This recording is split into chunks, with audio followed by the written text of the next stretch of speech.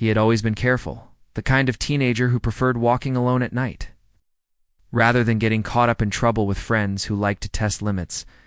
Life wasn't easy at home. His mother worked long hours, sometimes double shifts, to keep the bills paid. And he did his best to help around the house after school. Cooking, cleaning, checking homework for his little siblings. He had a routine that kept him busy and kept his mind focused on what mattered.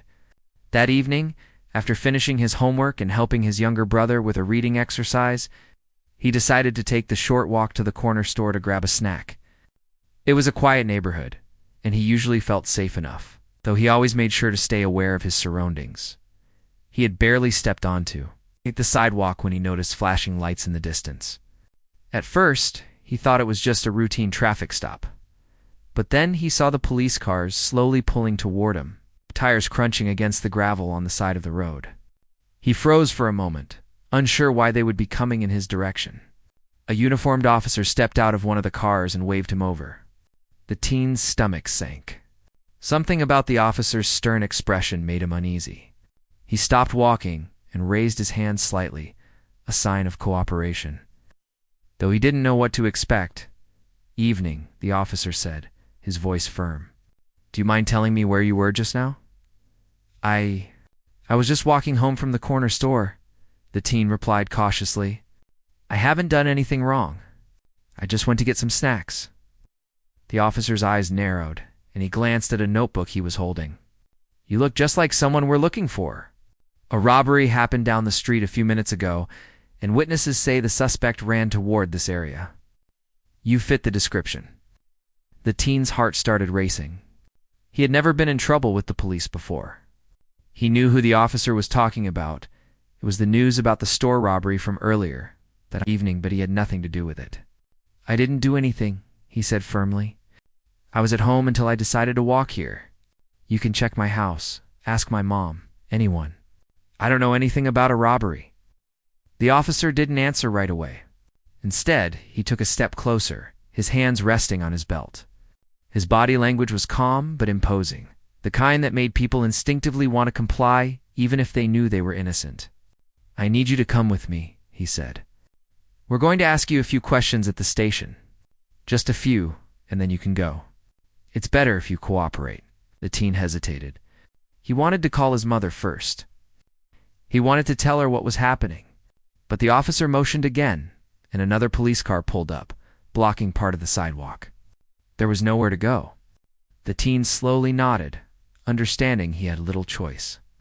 He followed the officer to the squad car, feeling the cold metal of the door under his fingers as he got inside.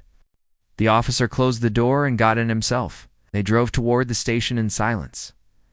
At the station, the teen was asked to sit in a small, stark room. The fluorescent lights above hummed softly, and the walls were a dull gray. He looked around, trying to calm himself, wishing he had never gone out that night. He could hear other officers moving in the hallways outside, their footsteps echoing. The officer who had stopped him pulled out a notepad and pen, flipping it open. "So, tell me again where you were just before the robbery," the officer said, leaning back in his chair. "I was at home," the teen repeated. "I went to the corner store to get some snacks. That's it. I don't know anything about what happened at that store." The officer nodded slowly, but didn't write anything down. Instead, he watched him closely, as if trying to catch a hint of a lie. "Do you know anyone who might have done this?" he asked. "Anyone you hang out with after school?" "No," the teen said, shaking his head. "I don't even have many friends. I just stay home, help my mom, do my homework. I don't know anyone who would do something like that." The officer's eyes narrowed. He scribbled something in his notepad and then looked up. "You know, if you just tell me a little part of the story, maybe it'll go easier for you. Sometimes cooperation can make things better for everyone." The teen swallowed hard. He had heard stories about people who got into trouble because they were pressured into saying things that weren't true. He stayed quiet for a moment, trying to think. "I already told you everything I know," he said carefully. "I didn't do anything wrong. I'm telling the truth." The officer's expression didn't change, but there was a flicker of annoyance in his eyes. He stood up and walked to the door, speaking over his shoulder to someone outside. The teen heard muffled conversation, footsteps, and then the door closed again. The teen's hands trembled slightly. He had never been so scared in his life. It wasn't long before his mother arrived. She had been called by the station after the officer had taken the teen into custody. She rushed into the room, her face pale and worried. She tried to stay calm for her son, but her hands shook and her voice wavered. "What's going on?" she asked. He says you matched the description of someone involved in a robbery," the officer explained quickly. "We're just asking some questions to make sure everything is clear." The mother's eyes filled with tears. "He didn't do anything. He was home all evening. You can check. You can ask anyone. He's not capable of something like this." The teen reached out and grabbed his mother's hand, squeezing it tightly. He could see the fear in her eyes, and it made him want to be brave. "I'm fine," he whispered. "I told them the truth. I didn't do anything." The officer nodded once, then returned to his notepad. But the teen could sense that something wasn't right. The officer's tone was polite, almost, but there was an edge to it. Something that made the teen feel as if the outcome had already been decided and he was just part of a script. Minutes turned into hours. The teen sat across from the officer, recounting his movements, answering the same questions over and over. He felt trapped, like he was in a room that kept closing in on him. Every word the officer wrote seemed to weigh heavier on him, even though he knew he was telling the truth. His mother stayed nearby, whispering words of comfort and reassurance, trying to shield him from the fear that threatened to consume him. Finally, the questioning ended for the night, but the teen wasn't released. Instead, he was told that he would remain in custody until the investigation continued. The words hit him like a punch. He had never been in trouble before, had never been accused of anything, and now he was being treated like a criminal. His mother's face turned pale, and she gripped his arm. Fighting back tears, the teen sat back in the chair, trying to hold himself together. He thought about the moments leading up to this night, about how ordinary everything had seemed just a few hours ago. He thought about his siblings, his mother, and the life he had tried so hard to live without trouble. And yet here he was, facing an accusation that was completely false, unsure of how it would all end. Even in the quiet of the room, the fear remained. The fluorescent lights hummed overhead, and the sounds of the station felt distant, almost unreal. He tried to breathe slowly, counting in his head, reminding himself that he had done nothing wrong. But the worry gnawed at him. What if people didn't believe him? What if the officer's version of the story was taken as truth? His mother knelt beside him, taking his hands in hers. "You just have to be strong," she whispered. "We'll figure this out. We'll get someone to help. You're not alone." The teen nodded, though his stomach was tight with anxiety. He trusted his mother, and her presence gave him a small comfort. But the uncertainty of the night still pressed on him like a heavy weight. The officer returned once more to check on him, his tone businesslike. "Try to get some rest," he said. "Tomorrow will be a long day." Yes. As the teen settled back in the chair, he tried to think about anything other than the situation he was in. He thought about the small victories in his life, the moments he had been proud of himself. But the shadow of the accusation loomed large. Sleep was impossible, and the hum of the fluorescent lights above seemed to echo every worry he had. He realized then that the night would not end easily. This was more than a simple misunderstanding.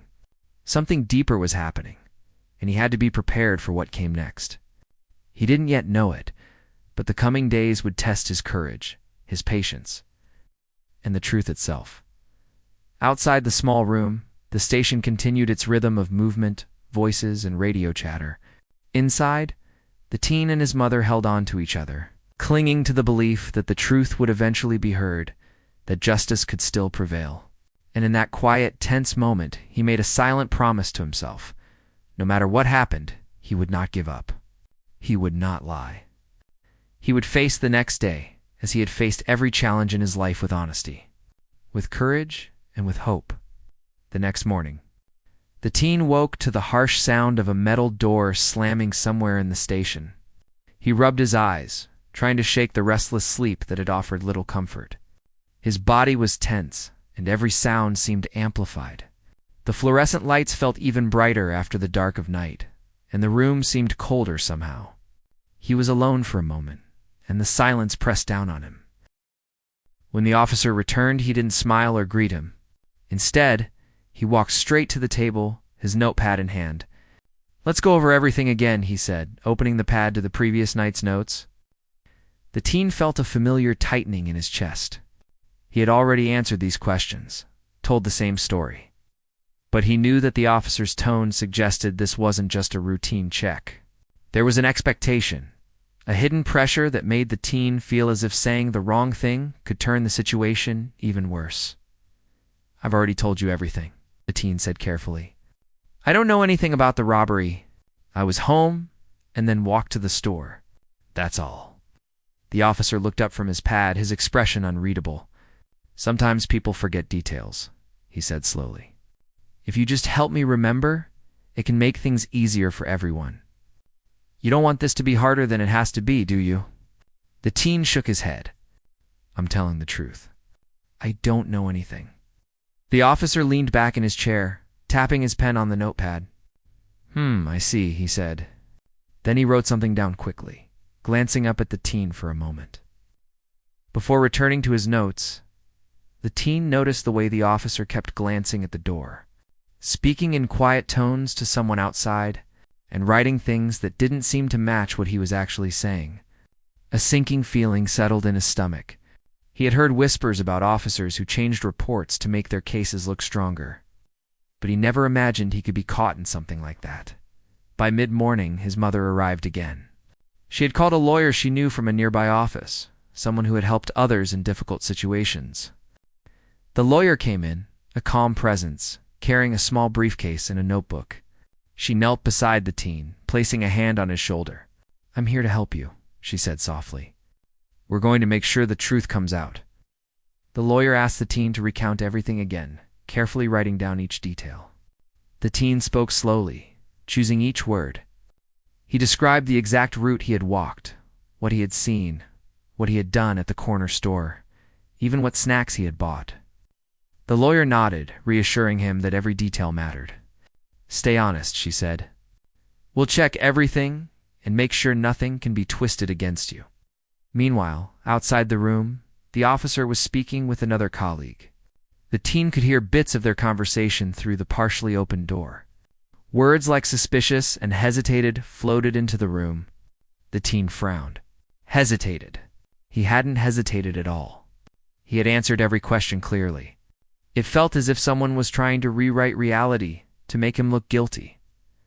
Hours passed, and the officer continued his questioning. The teen noticed that the officer's questions were no longer about facts, but about interpretation. "Why did you act nervous when I first stopped you?" he asked, trying to lead the teen into answering in a way that could be used against him. "You seemed uneasy." The teen took a deep breath. "I was scared," he admitted honestly. "You stopped me suddenly, and I didn't know what was happening. I wasn't nervous because I did something wrong. I was scared because I didn't know why you stopped me." The officer scribbled furiously in his notebook, nodding occasionally, but the teen sensed that his words would be twisted. He realized that the officer was building a version of the story that made him appear guilty. Even though every word the teen had spoken was true, when the lawyer returned, she looked over the officer's notes. Her expression tightened slightly. "Some of this isn't accurate," she said. "You were not running. You didn't hesitate. These details don't match what he told me, or what we can verify." The teen felt a spark of hope. The lawyer was noticing the discrepancies. Maybe there was a way to show the truth. But he also realized it would not be simple. The officer was experienced, confident, and had years of authority behind him. It would take more than words to challenge the version of events he had created later in the day. The lawyer started investigating the officer's past cases. She discovered that he had been involved in other incidents where witnesses later claimed he exaggerated details or pressured people into statements. Some complaints were filed, but none had ever reached trial. It was a pattern, a subtle way of bending the story to fit the narrative he wanted. The teen listened quietly as the lawyer explained what she had found. He felt a mixture of relief and frustration. Relief that someone was on his side, and frustration that he could be caught in a system that sometimes worked against the truth. Back in the questioning room, the officer continued with his strategy. He tried to make the teen doubt himself, suggesting that if he didn't cooperate, things would be harder. "You really don't want to end up in a worse situation," he said. "It's easier if you help us." The teen looked the officer in the eyes. "I'm helping," he said calmly. "I'm telling the truth. That's all I can do." Hours stretched into the afternoon. The teen's mother stayed nearby, pacing, watching, and occasionally whispering encouragements to her son. She had tears in her eyes, but her voice was steady. "You're doing the right thing," she said. "Just keep telling the truth." Eventually, the officer left the room for a few minutes. The lawyer used the time to speak privately with the teen. "I know it feels scary," she said, "but you're strong. You've been honest every step of the way. We're going to use every piece of evidence we can find to show that the truth is on your side." "Don't let him shake your confidence," the teen nodded. It was hard to hold on to confidence when every move felt scrutinized. Every word could be twisted, and the officer seemed so sure of himself. But he remembered why he had always tried to do the right thing, why he had worked hard to stay out of trouble. He wanted to protect himself and his family, and he wanted justice. By evening, the lawyer had spoken to other people in the neighborhood who had seen the teen walking earlier that day. Their statements were clear. He had walked calmly. No running, no suspicious behavior, just an ordinary teen going about his evening. These details were small, but important. The lawyer explained to the teen that these small facts could help prove that he was not involved in the robbery. The teen thought about the officer and the way he had tried to make him appear guilty. It was frightening to think someone could change the story to make him look like a criminal, especially when he had done nothing wrong. But he also realized that the truth had power, even if it felt fragile in that moment. With witnesses and the lawyer's support, he could fight back. Late that night, after being allowed to leave the questioning room for a short break, the teen sat with his mother in a small visitor area. They shared a quiet meal together, and the teen tried to eat despite the knot in his stomach. His mother held his hand across the table, offering silent reassurance. "We're going to get through this," she said. "We'll find the right person to listen, and we'll make sure the truth comes out." The teen nodded. He knew the days ahead would be difficult. The officer's confidence, the false impressions, and the way the story could be twisted made him anxious. But he also felt something else, a determination to stay honest, to protect himself, and to fight for what was right. He wasn't just fighting for himself. He was fighting for his mother, his younger siblings, and for the simple principle that truth should matter more than appearances. As he went to bed that night, he thought about the moments that had led him here, walking home, helping his family, and simply trying to live a quiet life. He couldn't understand why things had gone so wrong, but he promised himself that he would not let fear control him. No matter what the officer said or wrote, he would remain true to the facts. And deep down, he hoped that one day the courtroom would see the truth, and the injustice of the night would be corrected. He didn't yet know how long it would take or what obstacles lay ahead. But he knew that with honesty, courage, and the support of those who believed in him, he could face whatever came next. The days after the questioning felt heavier than anything the teen had ever experienced. Every morning, he woke with a pit in his stomach, unsure what the day would bring. School was difficult. He tried to focus on classes, but the whispers followed him in the hallways. Some students looked at him with suspicion, others with curiosity, and a few with outright judgment. He wasn't used to this kind of attention. Before the incident, he had walked through school unnoticed, blending in, quietly working toward his goals. Now, he felt as though he were under a microscope. Every glance and every comment carrying weight he didn't deserve. At home, things were tense. His mother tried to keep the house calm, but the stress was palpable. Bills still needed to be paid, his younger siblings needed attention, and the teen's sudden legal trouble had thrown everything off balance.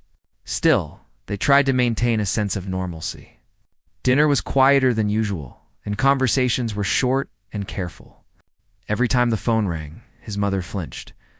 Fearing another call from the station or the court, the lawyer had promised to investigate the case fully. But the teen knew that the road ahead would not be simple. The officer had a reputation for being confident in court, and his reports were detailed, even if inaccurate. The teen felt small compared to the system he was up against. But he trusted his lawyer, and that trust gave him the strength to continue. At the lawyer's office, they went through the case carefully.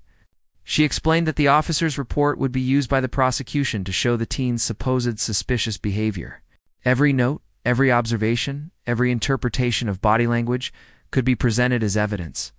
The teen listened carefully, trying not to let fear overwhelm him.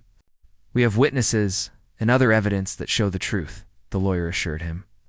"We just need to be patient and let the process work." The teen's mind wandered to the officer. He could imagine the confident posture, the steady voice, the way he had seemed to control every part of the room during questioning. It was unnerving to think that someone could appear so certain while twisting the facts.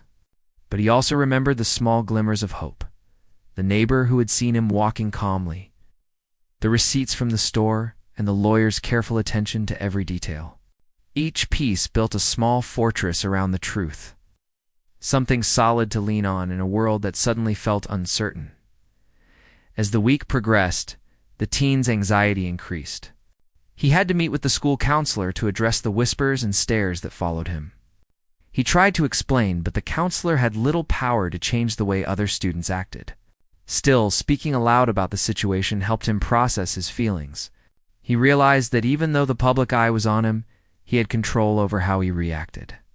He could stay honest, stay calm, and prepare for the day he would finally tell his side of the story in court. Meanwhile, the lawyer continued to dig deeper into the officer's history.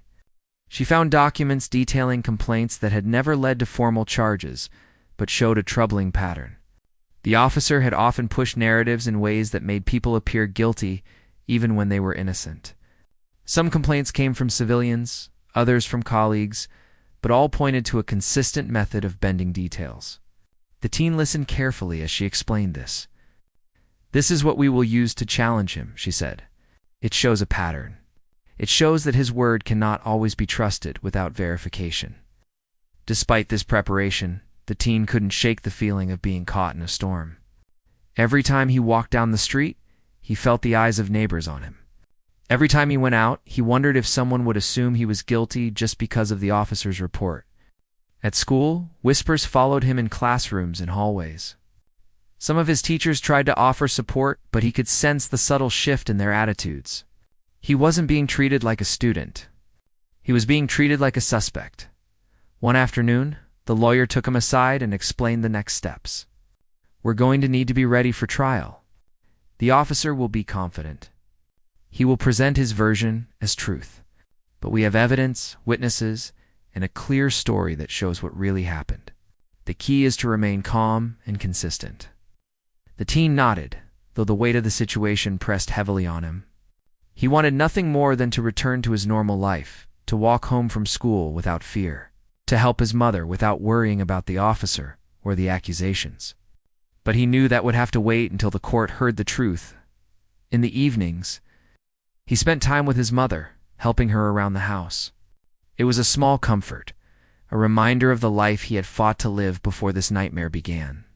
They cooked together, did laundry, and tried to laugh at small things, even though the shadow of the case loomed over them.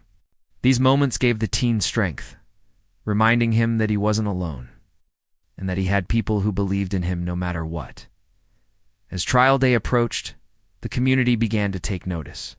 Some neighbors whispered about the teen's situation. Some defended him, others doubted him. The teen felt a strange mix of fear and hope.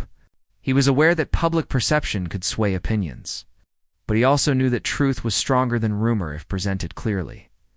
The lawyer prepared carefully. She reviewed witness statements, gathered video footage from nearby stores, and documented every detail that could support the teen's story. She explained to him how the trial would proceed, what the officer might say, and how to respond without fear or anger. The teen practiced answering questions clearly, calmly, and honestly. Every practice session built a little more confidence, though the nervousness never fully went away. On the day before the trial, the teen sat quietly in his room, thinking about what had happened and what was to come. He recalled the moment he had been stopped, the officer's words, the hours of questioning, and the fear that had gripped him.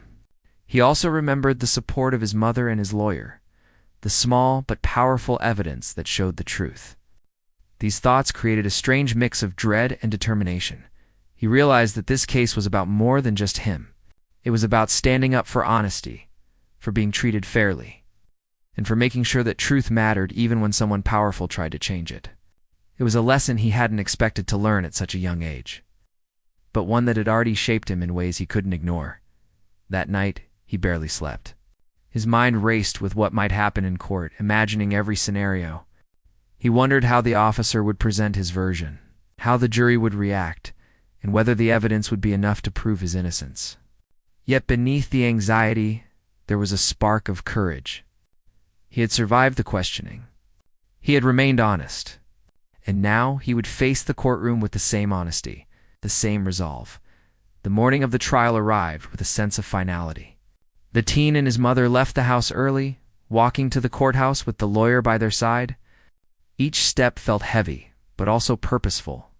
They were heading toward a place where the truth could finally be heard, where the distorted version of events might finally be challenged, inside the courthouse. The teen felt a mixture of awe and fear. The high ceilings, the polished floors, and the serious faces of judges and court staff made the situation feel larger than life. He could feel the tension in the air, the anticipation of everyone waiting for the proceedings to begin. He clutched his mother's hand for reassurance, and she squeezed back gently. Offering silent support, the lawyer whispered words of encouragement. "Stay calm. Be yourself. Tell the truth. That's all you need to do." As they waited for the judge to enter, the teen reflected on the weeks leading up to this moment. He had been frightened, pressured, and doubted, but he had also grown stronger. He had learned that courage wasn't the absence of fear, but the willingness to face it. He had learned that support from those who believed in him mattered more than the opinions of strangers. And he had learned that truth, no matter how challenged, could never be destroyed entirely. When the judge entered and the courtroom settled, the teen took a deep breath.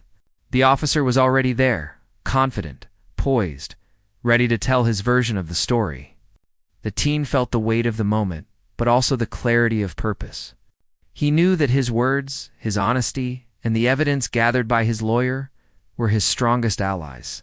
And in that moment, as the trial began, he realized that this was more than a fight for himself. It was a fight for fairness, for truth, and for the simple right to be judged by facts, not assumptions. He wasn't just a teen caught in a false accusation. He was someone who had endured pressure, fear, and doubt, and was ready to show that courage and honesty could overcome even the most confident falsehoods. The courtroom was tense when the trial began. The teen sat quietly next to his mother, hands folded on his lap, trying to keep his breathing steady. Every detail from the past weeks flashed in his mind: the questioning at the station, the long hours of waiting, the whispers and judgment from people who didn't know the truth. He knew this was the moment where all of that would matter.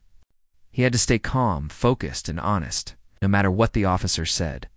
The officer entered first.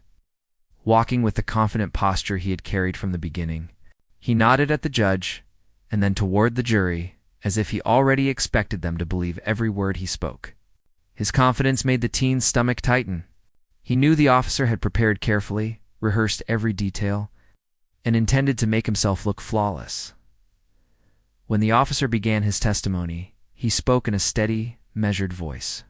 He described the robbery in detail, then slowly moved to the teen's supposed involvement. According to him, the teen had been nervous when stopped, avoided eye contact, and hesitated when answering simple questions. Every word was designed to make the jury see the teen as suspicious. The officer glanced at his notes often, projecting certainty. The teen listened quietly, trying not to let fear overwhelm him. He could see the judge observing both of them carefully, noting every reaction. The officer's story sounded convincing, but the teen remembered the truth. He had not hesitated. He had answered every question clearly. He had not run, nor had he acted nervously beyond being surprised. And most importantly, he had done nothing wrong. When the defense attorney was allowed to question the officer, she began slowly, carefully. Her voice was calm, polite, but firm. She asked the officer to recount his initial observations, the exact words he had written in his report, and the timing of each event. At first, the officer answered smoothly, confident in his version. But as she asked more detailed questions, inconsistencies began to appear. "Officer, can you tell the jury exactly what time you stopped the teen?" the lawyer asked. The officer glanced at his notes. I believe it was around 7:15, he said cautiously. The lawyer held up a receipt from the corner store. "This receipt shows the teen purchased snacks at 7:05. Can you explain how he could have been at two places at once?" The officer hesitated, his confident demeanor flickering. "Well, the timing might be slightly off," he said. His eyes darted to the jury, searching for support. But he could feel the shift in their attention. The lawyer continued, pointing out small but crucial differences in his report. Each discrepancy made the officer's story less certain. "You wrote in your report that the teen ran when you approached him," she said. "But witnesses and video footage show he was walking calmly. How do you reconcile that?" The officer fumbled for a response, his carefully constructed narrative beginning to unravel. He muttered something about the situation being confusing. But the courtroom had already noticed the cracks in his testimony. The teen's heart raced. He felt a mixture of anxiety and hope. Finally, the truth had a chance to be heard clearly. Then came the moment that changed everything. The defense attorney presented footage from a nearby store's security camera. The video showed the teen walking, not running, calmly holding his bag and paying for his items. He looked composed, nothing like the suspicious figure described in the officer's report. Gasps filled the courtroom. The jury leaned forward. The judge's eyebrows lifted. Even the officer's confidence faltered. The video spoke for itself, contradicting every claim he had made about the teen's behavior. The lawyer didn't stop there. She had obtained body camera footage from another officer who had been at the scene. This video was even more revealing. It showed the teen answering questions clearly and politely, never hesitating, never acting suspicious. Every gesture, every word directly contradicted the officer's testimony. The courtroom murmured, the weight of the evidence sinking in. The officer shifted in his seat, his hands gripping the edge of the table. He opened his mouth to speak, but struggled to form an explanation. His eyes flicked toward the jury, searching for understanding or support, but the evidence left no room for doubt. The teen sat quietly, watching, feeling a strange sense of relief and disbelief. This was what he had hoped for all along. The truth was finally being seen by others. The defense attorney pressed further, asking the officer why his written report differed from what was captured on video. The officer stammered, his confident facade cracking. I may have. I thought," he began, then paused. The words didn't come. The courtroom was silent except for the soft hum of the air conditioning. Everyone could feel the tension, the unraveling of a carefully constructed lie. The lawyer then addressed the jury directly. "You have seen the teen in the footage. You have heard his story and the inconsistencies in the officer's report. The evidence shows a clear truth. He was not acting suspiciously. He was not involved in any robbery. He has been telling the truth all along." The teen's mother held his hand tightly, her eyes glistening with tears. She squeezed him gently, whispering encouragement. The teen felt a rush of gratitude and relief. The hours of fear, the nights of anxiety, the whispers and judgment, they were all leading to this moment. Finally, the truth was breaking through the false narrative. The officer was allowed to respond, but his voice was strained. He tried to explain the inconsistencies, to justify the differences in his report, but the jury could see the uncertainty in his posture, the way his voice wavered. Every excuse sounded weaker against the clear evidence presented by the defense.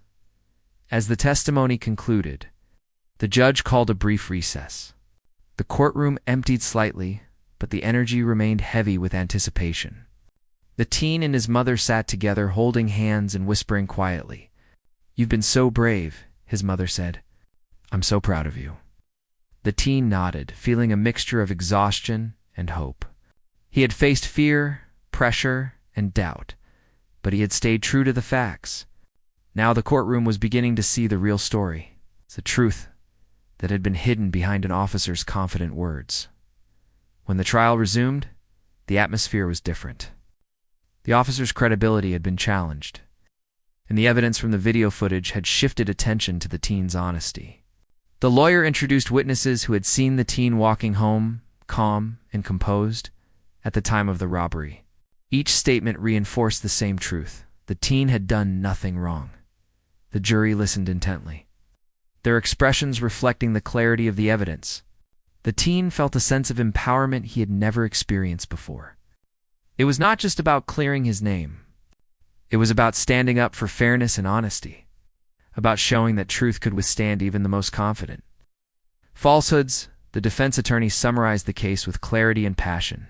She highlighted the discrepancies in the officer's report, the video footage showing the teen's innocence, and the supporting witness statements.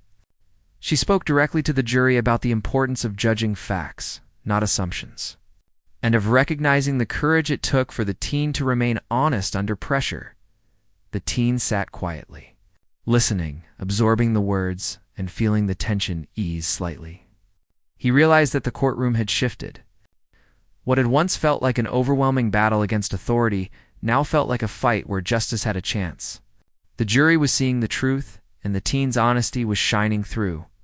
Finally, the trial moved toward closing arguments.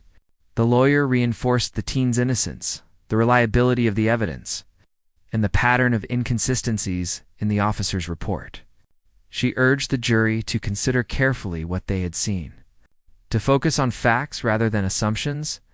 The teen's heart pounded as he listened, hoping that the hours of fear and pressure would lead to the outcome he had prayed for.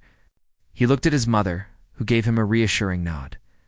She had been his anchor through everything, and now they were on the verge of seeing the truth recognized. When the judge gave instructions to the jury, the teen felt a mix of anxiety and relief. The officer's testimony had crumbled. The evidence clearly supported him, and now it was in the hands of the jury to make the final decision. He took a deep breath, holding on to the hope that honesty and courage would prevail as the jury left to deliberate. The courtroom felt almost silent. The teen and his mother sat together, hands clasped, waiting. Minutes stretched into what felt like hours, each moment heavy with anticipation. The teen thought about the weeks leading up to this moment, the fear, the pressure, the uncertainty, and realized that every step had prepared him for this final test. When the jury returned, their expressions were serious, but there was a sense of resolution. The judge asked if they had reached a verdict, and the foreperson nodded. The words that followed would change everything. The courtroom fell silent as the judge asked the foreperson of the jury if they had reached a verdict. The teen sat stiffly, gripping his mother's hand tightly. His heart pounded in his chest, and for a moment it felt as if the room itself was holding its breath.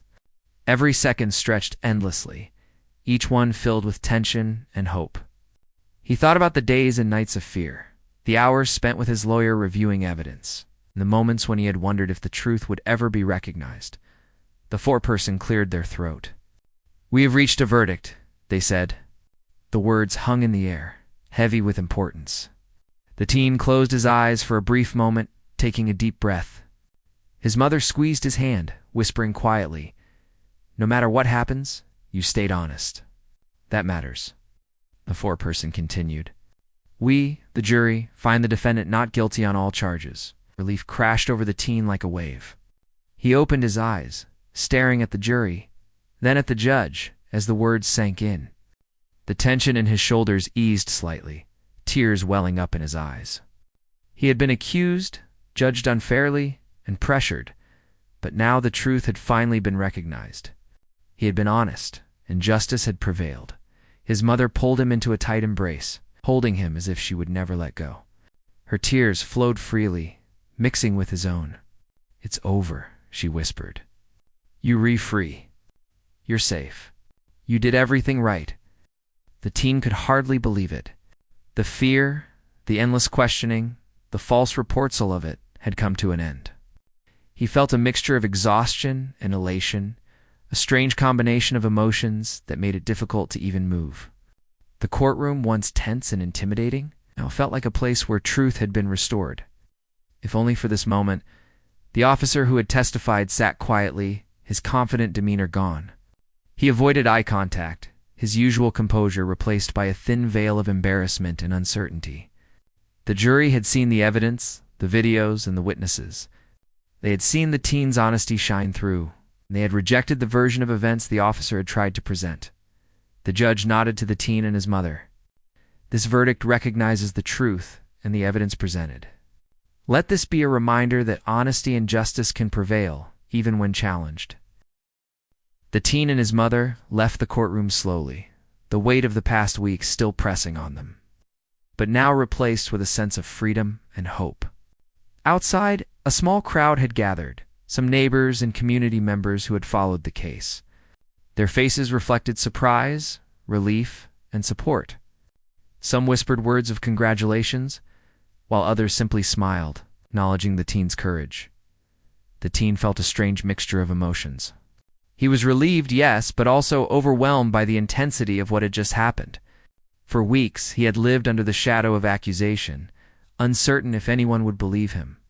Now he realized that standing firm in honesty and relying on the support of those who believed in him had made the difference. His mother held his hand as they walked down the courthouse steps. "You were brave," she said. "I hope you understand that. You stayed true to yourself, and that is more important than anything else." The teen nodded, still trying to process everything. He thought about the officer, about how easy it could have been for him to give in to pressure, to say something that wasn't true, just to make the process easier. But he hadn't. He had stayed honest, and that honesty had led to this moment. It was a lesson he would carry for the rest of his life. Over the following days, the teen tried to return to normal life. School felt different now. Some students approached him with curiosity, others with newfound respect. A few still whispered, but their voices held less weight now. Teachers and staff treated him with more fairness, acknowledging the ordeal he had endured. He could feel the shift in the community, the recognition that he had been wronged and had faced the challenge with courage. The teen's mother worked to rebuild their daily routine, helping him and his siblings regain a sense of normalcy. The house was quieter now, but the warmth of family support remained strong. Every evening, they sat together for dinner, sharing stories, laughter, and plans for the future. The teen found comfort in the small moments, realizing that life could feel ordinary and peaceful again. Meanwhile, the officer faced consequences within his department. Internal investigations were opened, reviewing his reports and past conduct. It was not a public spectacle, but the teen and his family learned that accountability was being pursued. Justice, in this case, extended beyond the courtroom. The officer's credibility had been challenged, and the truth had exposed flaws in his conduct. The teen reflected on the experience and how much it had changed him. He had faced fear, uncertainty, and false judgment, yet he had remained honest and steadfast. The trial had shown him the importance of perseverance, the value of support from those who believed in him, and the power of truth. These lessons were not easy to learn, but they were invaluable. He also thought about the community. Some people had doubted him, while others had offered support quietly or openly. He realized that trust and honesty could inspire others, that courage could ripple through the lives of those around him. The experience had taught him that standing up for what is right mattered. Even when it was difficult or frightening, the teen's mother encouraged him to focus on the future. "You've been through something very hard," she said. "Now it's time to live your life, to continue helping others, and to hold on to the lessons you've learned. You've shown strength, and that will guide you from here." The teen agreed, feeling a renewed sense of purpose. He wanted to continue being the person he had always tried to be, honest, kind, and thoughtful. He wanted to use his experience to be more aware of others who might face unfair treatment, to support them as he had been supported. The ordeal had been painful, but it had also strengthened him in ways he had never imagined. Weeks turned into months, and life slowly regained a sense of balance. The teen returned to his routines, helping his mother, studying, and spending time with his siblings. The whispers at school faded, replaced by genuine interactions and friendships built on respect. He carried with him the knowledge that he had endured a trial not just of the law, but of character, and he had emerged with his integrity intact. Occasionally, he thought about the night of the robbery, the stop by the officer, and the hours of questioning that had seemed endless. He remembered the fear, the anxiety, and the moments when hope had felt fragile. But he also remembered the support of his mother, the guidance of his lawyer, the moments in court when the truth shone through. Those memories were a reminder of the resilience he had discovered. Within himself, the teen's story became a quiet example in the community of courage and honesty. People who had followed the case shared it with others, emphasizing the importance of standing firm in the truth, even when faced with authority or pressure. The teen never sought attention, but the impact of his experience spread quietly, influencing others to believe in justice and integrity. On the anniversary of the trial, the teen and his mother reflected on the journey they had been through. They spoke about fear, resilience, and the power of truth.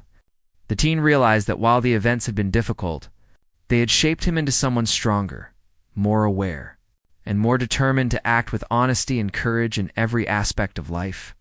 He knew that life would continue to present challenges, but he also knew that he had the strength to face them. The trial had shown him that fear could be met with courage, that false accusations could be challenged with evidence and honesty, and that support from those who care could carry someone through even the darkest moments. In the end, the teen walked forward with a sense of peace and determination. The courtroom had recognized his truth. The law had protected him. His family had supported him every step of the way. The ordeal had ended, but the lessons he had learned would stay with him forever. He looked toward the future with hope, ready to continue living his life with integrity, aware of the power of honesty, and confident in his ability to face whatever challenges might come. The fear that had once consumed him had been replaced with courage, and the injustice that had threatened to define him had been overcome by the strength of truth and perseverance. The teen and his mother walked home together one quiet evening, the sun setting in soft colors across the neighborhood. For the first time in weeks, he felt calm, free from the shadow that had hung over him. He glanced at his mother and smiled. They had endured the storm together, and now the air felt lighter, the world steadier, and life full of possibility. And in that moment, the teen understood something profound: the truth, no matter how challenged, would always have the power to shine through. Honesty, courage, and resilience could overcome fear and doubt. And with the support of those who believe in us, even the most difficult trials could be faced and conquered.